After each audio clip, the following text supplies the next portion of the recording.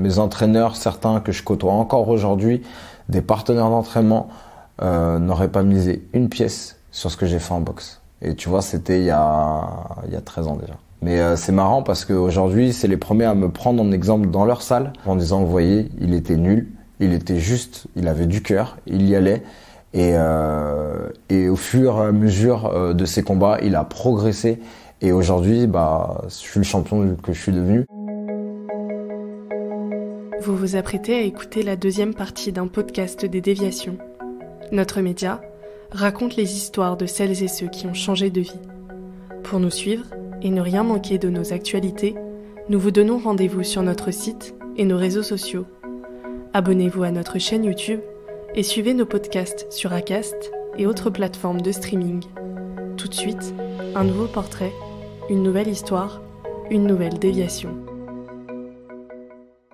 Et à quel moment la boxe rentre dans ta vie ? La boxe est rentrée dans ma vie. Alors l'année du bac en boxe française. Donc boxe française, c'est que les poings et les pieds. Mon frère en faisait aussi à l'époque. Mon frère faisait de la boxe anglaise, donc que les poings. La boxe anglaise, c'est le noble art, c'est la boxe qui a toujours existé depuis la nuit des temps. Et un jour, il me propose de dire, ça serait sympa qu'on se fasse un petit échange, un entraînement ensemble. On va dans notre club, dans son club, pardon, on fait de la boxe anglaise et il me touche au foie. Et je suis contraint de poser un genou à terre, donc j'ai mon ego qui prend une vraie tarte parce que c'est mon petit frère de 15 ans et que c'est moi qui le mène par le bout du doigt, mais mon frère a toujours eu petit des grands yeux vers son grand frère et là je pense qu'il était fier de lui, dire waouh, je suis capable de faire ça. Et moi ça m'a donné ce côté un peu résilient, waouh, c'est mon petit frère, vas-y, je vais m'y mettre à fond. J'ai lâché la boxe française. Et je me suis mis à fond dans la boxe anglaise à ce moment-là, l'année d'après. Donc à partir de ma première année de STAPS, donc j'avais 19-20 ans. Et là, comment ça se passe tes études à la fac en même temps ? Et est-ce que il y a un métier qui se dessine et tout à la fac ou pas du tout ? Non, à la fac, je profite pas trop des soirées étudiantes. J'en fais un peu, mais pas tant que ça. Je commence par ça parce qu'on dit que la fac, c'est cool, tu vois. Enfin, il y a plein de gens, moi, carrément, ma femme, elle a fait son deuil de la fin de ses études, truc que je n'ai pas compris parce qu'elle allait plus étudier. Moi, je m'ennuyais aussi à la fac, tu vois. Savoir où est ta rotule, ça fera pas de toi un meilleur entraîneur. Donc ça m'intéressait pas. Il y avait que le sport qui m'amusait parce que c'est ludique, ça m'amuse et que c'est actif, donc ça me plaît. Ça se passe correctement parce que je suis très bon en sport, très doué. La partie théorique, c'est pas ça. Et je suis très pris par la boxe parce que j'ai trouvé mon exutoire et que tous les soirs de 20h à 22h, je vais à la boxe du lundi au vendredi et le week-end aussi. Et je prends le rythme autour de ça. Ma vie fonctionne autour de ça. Il n'y a pas de métier qui se dessine. En tout cas, je veux pas être prof de PS. Je veux pas passer de concours. Je sais que l'école, mon père m'a demandé d'avoir une licence. Je vais aller jusqu'à la licence. Après, et je sais pas ce que je vais en faire, mais je vais jusqu'à la licence pour lui faire plaisir. Je redouble ma dernière année ma licence parce que je suis trop pris par la boxe, que j'ai décidé de déménager à Clichy à l'époque pour changer de club, donc j'ai besoin de trouver un travail. Je suis surveillant à mi-temps dans un collège.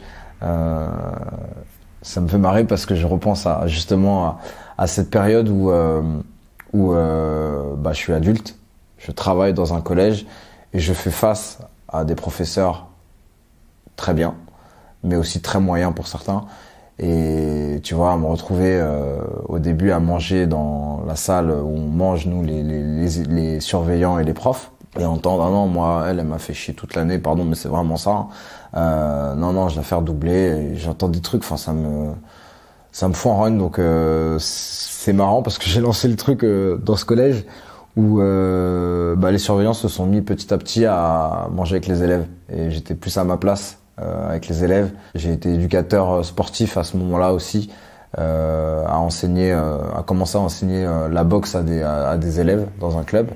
et me reconnaître en eux où, tu vois, c'est pas facile, il faut rester à sa place, écouter des professeurs qui sont pas intéressés par leur propre dire et ça m'a encore un peu plus révolté, encore un peu plus mis derrière les sacs de boxe à l'entraînement. Donc tu t'es jamais dit que tu voulais être boxeur, tu l'as dit, jusqu'à tes 22 ans, qu'est-ce qui s'est passé dans ta tête après ? Enfin, le déclic que tu as eu en disant, bah là, en fait, c'est ce que je veux faire. Il n'y a pas eu ce déclic-là. En fait, les choses se sont présentées à moi au fur et à mesure. À l'époque, pour passer professionnel, il faut un quota de 75% de victoire. Moi, ça faisait 2 ans que je boxais. J'avoue, en 3 ans, pardon, je sais que j'ai fait 37 combats en 3 ans. C'était énorme. Je boxais des fois 2 fois dans le week-end. J'allais en Belgique pour boxer. J'allais partout. J'étais prêt tout le temps. J'allais boxer tout le temps. Et mon entraîneur m'a dit, est-ce que ça te dirait de passer pro? Et moi, en fait, tout ce que je voyais, c'était, vas-y, on va pousser un peu plus loin pour voir, c'est même pas, en fait, le côté compétition, c'était plus le côté jusqu'où je suis capable d'aller. La boxe, souvent, on voit ça comme un sport où on donne des coups. Et moi, je pense plutôt à l'envers, tu vois. Pour progresser dans les niveaux en boxe, c'est jusqu'à quel point tu es capable d'en prendre. Et c'est un sport qui est vraiment différent parce que, par exemple, j'aurais jamais été champion de marathon. Tu vois, courir 42 km et jusqu'où je peux aller, à quelle vitesse sur 42 km, ça me gonfle, tu vois. Mais le fait de dire, je suis capable d'en prendre pour mieux te les donner derrière, c'est autre chose. C'est pas je cours le plus vite possible, je cours plus vite que toi. C'est je suis capable d'en prendre plus que toi, en fait. Tu vois, et à un moment donné, c'est toi qui vas craquer. Parce que t'as donné trop de ta personne à vouloir me taper dessus et je suis toujours là. Tu vois, c'était un peu pas ma philosophie, mais c'était moi en fait. Je suis capable de. Alors attention, je n'ai pas envie non plus de rentrer dans les Rocky, tout ça, pas du tout. Mais j'étais généreux dans ce que je faisais en boxe et dans ce que j'étais capable de prendre. Et ça m'a presque porté préjudice parce qu'à l'époque, tu vois, il y a mes entraîneurs, certains que je côtoie encore aujourd'hui, des partenaires d'entraînement, n'auraient pas misé une pièce sur ce que j'ai fait en boxe. Et tu vois, c'était il y a 13 ans déjà. Mais c'est marrant parce qu'aujourd'hui, c'est les premiers à me prendre en exemple dans leur salle respective et dire c'est pas une question de talent, c'est une question de résilience, de persévérance. Et ils me prennent en exemple en disant, vous voyez, il était nul. Il était juste, il avait du cœur, il y allait et au fur et à mesure de ses combats, il a progressé et aujourd'hui, je suis le champion que je suis devenu, mais sans talent particulier. Et ça, c'est une fierté pour toi ? Ouais, c'est une de mes plus grandes fiertés même en sport, parce que j'ai été là où on m'attendait pas, parce que on peut dire ce qu'on veut, mais en boxe, il faut donner de sa personne. Et tu vois, en plus aujourd'hui avec les réseaux, il y a plein de trucs qui sont un peu à la mode, tendance, qui font bien. Et moi, je l'ai pas fait pour ça, tu vois. Je l'ai fait avec des t-shirts troués, j'ai saigné comme je sais pas comment, enfin énormément. J'ai été volontaire et j'ai été tenace et je me suis entraîné. Je me suis trop entraîné, tu vois. Aujourd'hui, depuis que j'ai 30 ans, j'ai de l'arthrose sur les épaules, sur les coudes. C'est jeune quand même, tu vas voir, mais c'est parce que j'ai balancé. J'ai trop donné de moi pour être meilleur, tu vois.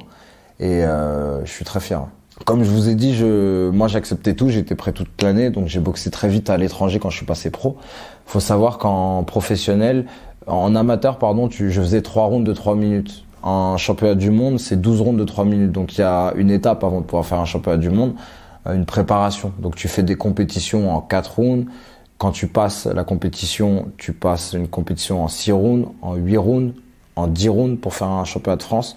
Et après, plus si t'es classé européen et mondial, pardon. Je fais mes combats, je fais en fait un match nul à l'extérieur en Belgique contre un ancien champion du monde de moins de 24 ans. Un match nul, c'est un résultat positif. Et en fait, je me retrouve surclassé pour faire un championnat de France à l'époque. Et pareil, j'étais vu comme celui qui allait perdre, que j'ai manqué d'expérience, que j'étais trop jeune dans ce sport, que j'avais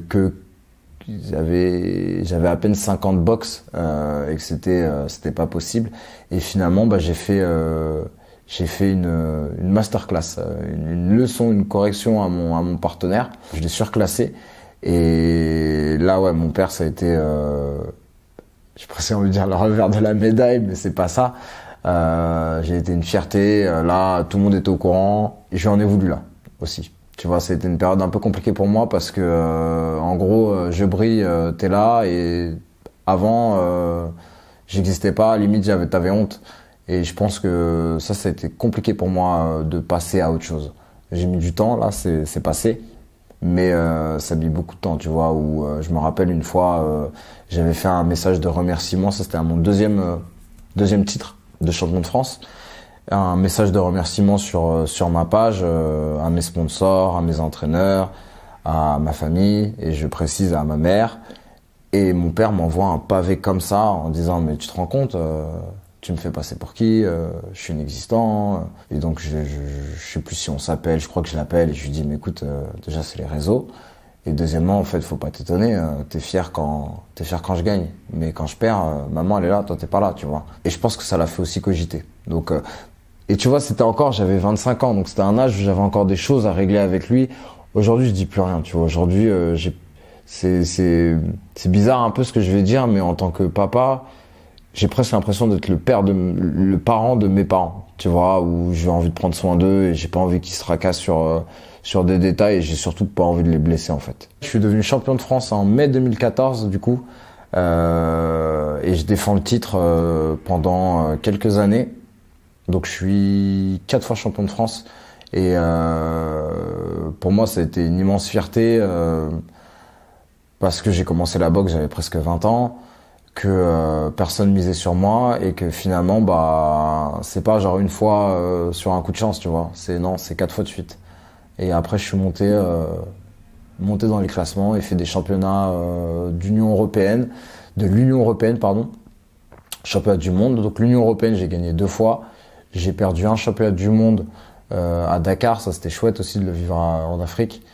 Et là, je suis redevenu champion d'Europe à 35 ans, face à un adversaire qui avait 24 ans, en juin 2023. Est-ce que tu peux expliquer comment le coaching est rentré dans ta vie, mais avant ça, ce que ça implique d'être champion du monde financièrement? Alors ouais, moi je suis un vrai chat, donc j'ai toujours plusieurs vies en même temps. J'arrive pas à faire un truc, sinon je m'ennuie. La boxe, c'est trop contraignant et tu peux pas miser tout sur ça, donc parce que tu vois, ma première bourse de combat, c'est 300 balles, tu vois. Ma première bourse de championnat de France, je crois que c'est 5000 euros. Donc 5000 euros pour 3-4 mois de préparation, c'est pas non plus, c'est pas énorme, tu fais pas grand chose. Alors ok, t'as 20 ans, t'es content, t'as la vingtaine, t'es content, mais c'est pas non plus extraordinaire. J'ai 26 ans en plus, c'est pas vrai, tu vois, j'ai 26 ans déjà. Et vient petit à petit la mode du coaching. Donc je corresponds au profil type, hein. Je sais pas encore ce que je vais faire, mais je discute avec un pote au restaurant qui me dit, je dis qu'est-ce que je vais faire, ça fait 4-5 ans que je suis surveillant à mi-temps, vas-y, enfin ça me saoule, tu vois.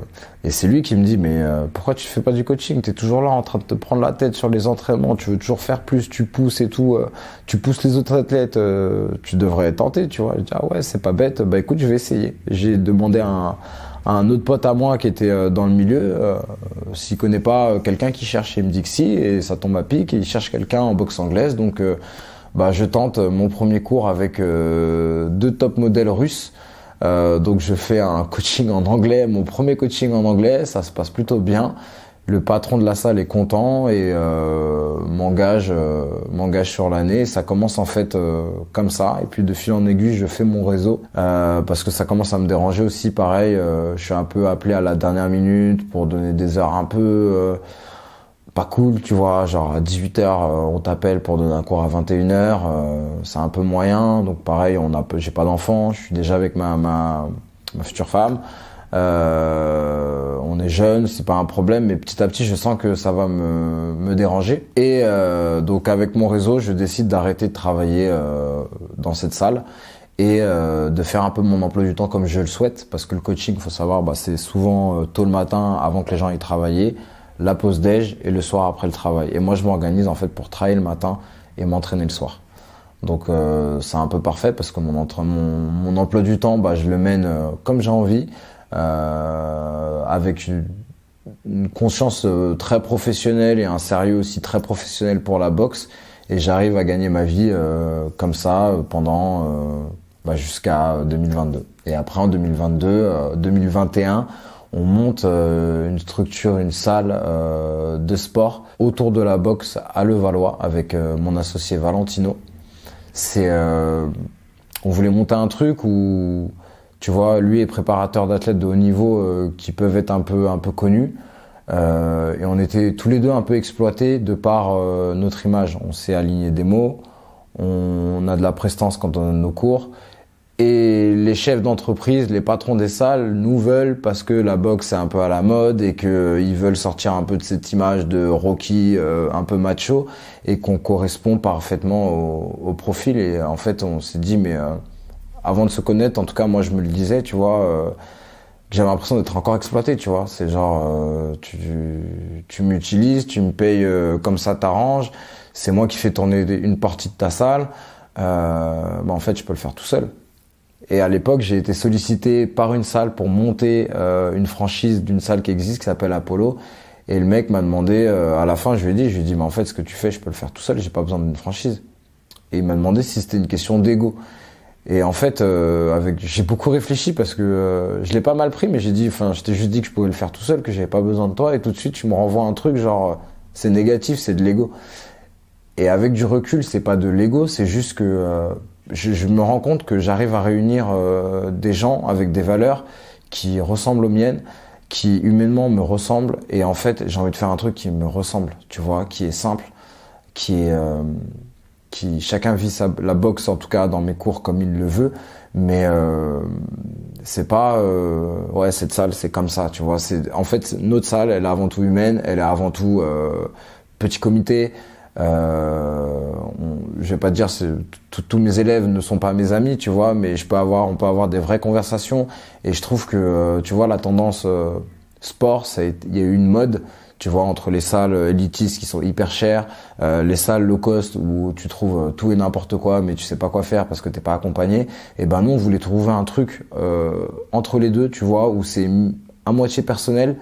Par rapport à, tu vois, on fait des small groups, donc on est 8, on n'est pas nombreux, on est 10 maximum. On peut faire du travail un peu individuel et surtout, on accompagne les gens à faire du sport santé. Ça veut dire que, ok, moi je suis champion, j'ai choisi de faire du sport à haut niveau avec ses contraintes. Et ces contraintes, c'est souvent on dit ouais, mais toi t'es en forme, t'es sportif. Tu vois, ma nana, elle est sportive, elle part en vacances, elle veut faire que du sport. Moi, je veux pas faire du sport du tout, tu vois. Je veux boire des coups, manger des burgers, me la couler douce, faire du jeu à la limite, mais je veux pas entendre parler de sport. Et nos élèves, c'est leur dire, tu as un travail de bureau, on va travailler un peu ta posture, parce que tu dois avoir des problèmes de dos. C'est vraiment un accompagnement où, en fait, on est là pour que ton quotidien, tu te sentes mieux, tu vieillisses mieux. Ce que tu n'arrivais pas à faire à 40 ans, peut-être que tu sauras le faire à 50 ans. Essayer de mettre les relations aussi qu'on a médicales avec nutritionniste, kiné du sport, ostéo, où c'est pareil. En fait, aujourd'hui, on a tellement accès facilement à ces soins-là que il y a aussi beaucoup de charlatans. Et quand tu as un problème, souvent, ils règlent pas le problème ou alors...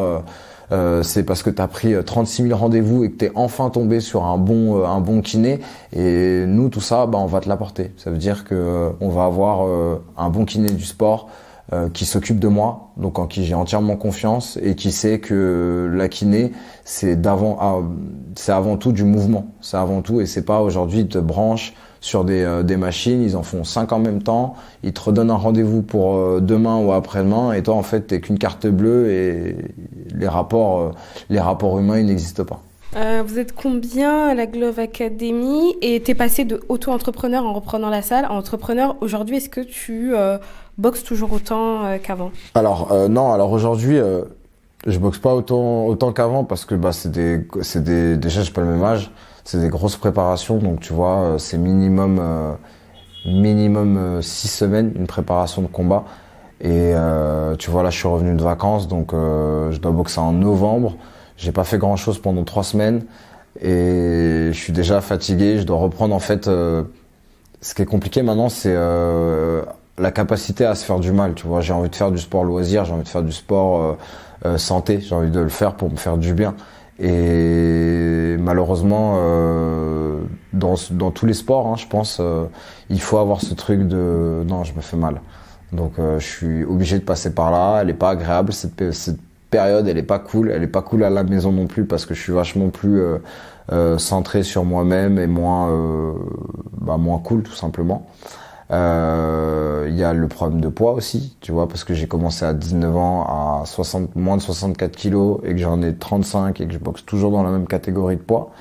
Donc je suis toujours je fais le yo-yo en fait, hein. Je suis entre plus 10 et plus 13 kilos. Et faut les reperdre. Donc j'en fais 2 par an grand maximum. Okay. Même j'ai envie de te dire, tu vois, j'en ai fait un en 2023 et un en 2022. Là, je vais en faire un deuxième parce que l'opportunité se fait. Mais si je pouvais en faire un par an, ça me vient, t'as vu. Et à la Gloves Academy, tu entraînes toujours les jeunes par contre? Alors non, à la Gloves Academy, non. Depuis que je suis papa, les enfants des autres, j'ai un peu du mal. On a une coach qui s'occupe des enfants. Mais c'est quoi ton rôle concrètement? Moi, à la Gloves Academy, j'entraîne encore, ouais. J'anime des cours particuliers, des small groups. J'en fais moins parce que j'essaie justement, on essaie de recruter des coachs qui sont un peu à notre image. Soit parce que c'est des athlètes et leur proposer justement un truc avec dire si jamais après toi tu veux monter ton truc, on est là pour t'accompagner. Tu vois, je trouve du sens en fait à tout ça parce que j'ai l'impression que j'ai fait le tour d'un truc et que aujourd'hui si je peux utiliser mon parcours pour donner un peu l'exemple, en fait ça me fait plaisir parce que j'ai l'impression de continuer d'aider mon prochain et sans chercher à le gratter, tu vois, dire écoute ce que t'as fait c'est incroyable, il faut que tu le partages, si t'aimes coacher, fais-le chez nous parce que t'auras des bonnes conditions, tu pourras t'entraîner, tu pourras nous louer l'espace à un prix qui va t'arranger parce que je suis aussi passé par là où tu vois tu cherches à louer des endroits à l'heure et les mecs te demandent 50% de ton travail et c'est pas possible, tu vois, en fait, sinon tu t'y retrouves pas.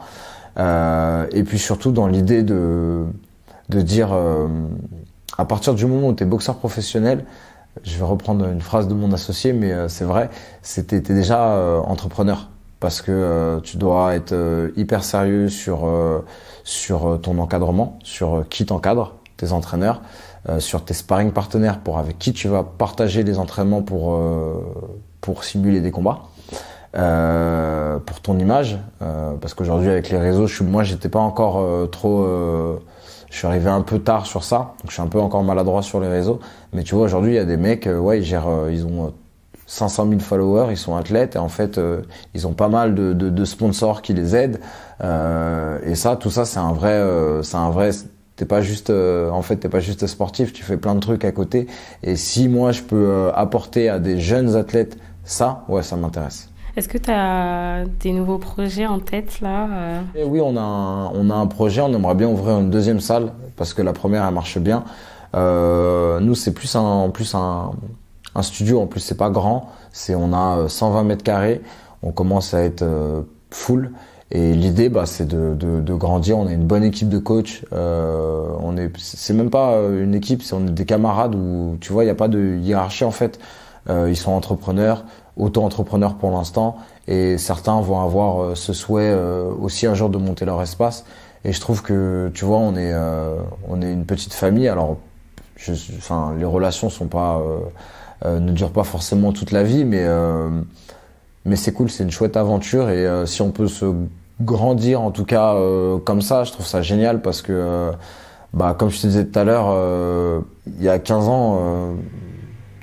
Tu vois, je pensais que j'allais mourir jeune, tu vois. Je me suis toujours dit qu'un jour j'en aurais marre et en fait je me tuerais, tu vois, parce que la vie m'ennuie. Et aujourd'hui, j'ai complètement tourné la page sur ça et je sens que je fais du bien aux autres, que je peux faire du bien aux autres, que je peux apporter aux autres, que je me fais du bien, que je m'auto-nourris aussi comme ça. Et je trouve ça chouette parce que tu vois, il y a pas grand monde qui aurait misé sur moi pour ça. En tout cas, tu vois, ma mère par exemple, si elle aurait misé tout, tu vois, elle savait, elle disait, tu vois, tu feras quelque chose. C'est sûr que tu feras quelque chose. Et moi, je me disais, ouais, mais il y a rien qui m'intéresse, maman. Je m'ennuie.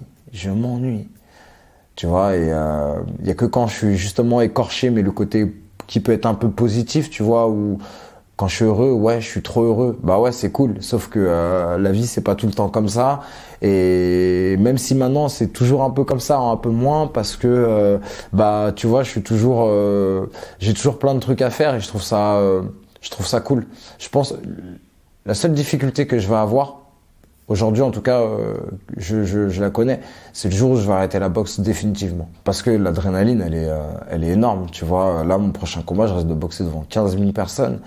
Et ce truc, tu vois, je vais paniquer, tu vois, sur le moment. Et en même temps, je vais être surexcité. Et ça, c'est les montagnes russes. C'est génial. C'est génial. Je souhaite à tout le monde de le vivre, pas forcément à travers la boxe, mais tu vois, avoir ce truc de quand t'aimes les émotions, les sensations. Tu vois, tout le reste à côté, bah, je m'ennuie. Tu vois, aujourd'hui, c'est même un foot, ça peut être sympa, mais il n'y a pas de sensation, tu vois. T'as même plus peur de te blesser avec l'âge qu'autre chose. La boxe, t'as peur pour toi, t'es surexcité, t'es enragé, t'as vraiment peur, t'as mal. T'as ton coin qui te hurle, t'entends un brouhaha dans la salle, et ça, tu vois, à un moment donné, en 2018, à la naissance de mon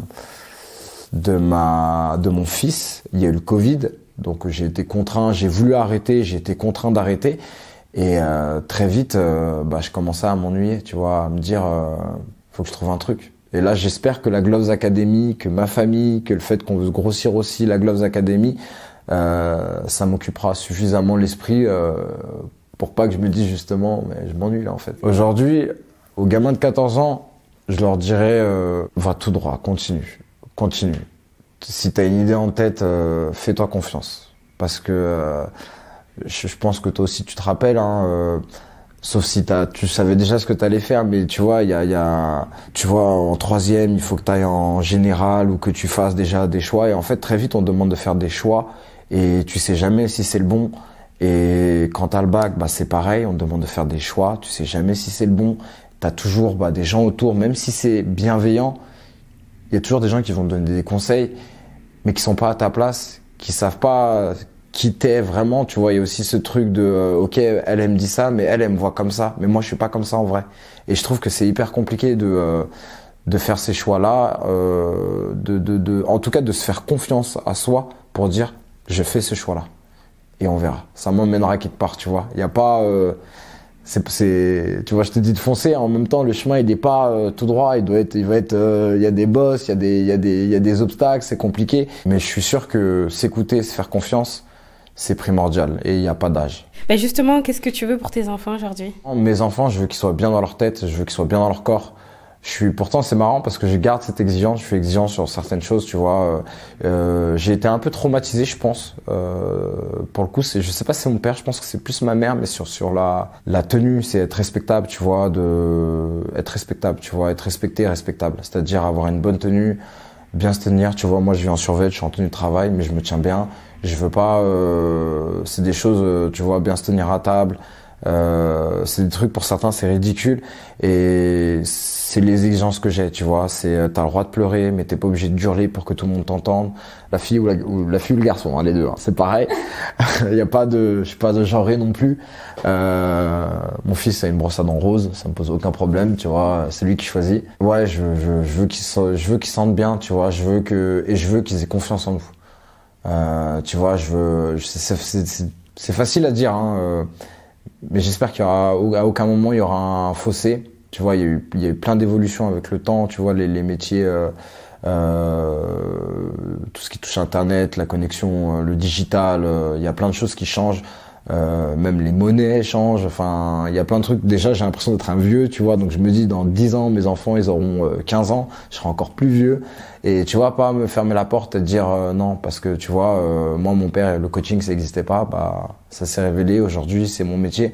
Et je veux pas me fermer la porte. Donc, c'est même pas à eux, en fait. C'est plus à moi de dire, te ferme pas la porte. Leur ferme pas la porte. Laisse-les. Tu vois, la vie, si tout va bien, elle peut être longue. Tu peux faire plein de métiers aujourd'hui et écoute, tu peux commencer pour le boulanger et puis je sais pas, 20 ans après faire un truc qui n'aura rien à voir. Moi, du moment qu'il est bien dans sa peau, qu'ils sont bien dans leur peau et bien dans leur tête, c'est tout ce que je leur souhaite et qu'ils soient heureux, évidemment. Vous venez d'écouter la deuxième partie d'un podcast réalisé par Audrey Maquies, Myriam Amossé et Chloé Robert. N'hésitez pas à commenter, nous écrire et partager si ce podcast vous a plu. Notre média, vous pouvez le retrouver sur lesdéviations.fr, Facebook, Instagram, LinkedIn, TikTok et YouTube. Nous n'avons qu'une vocation, raconter les histoires des personnes ayant changé de vie. Alors à très vite pour un nouvel épisode.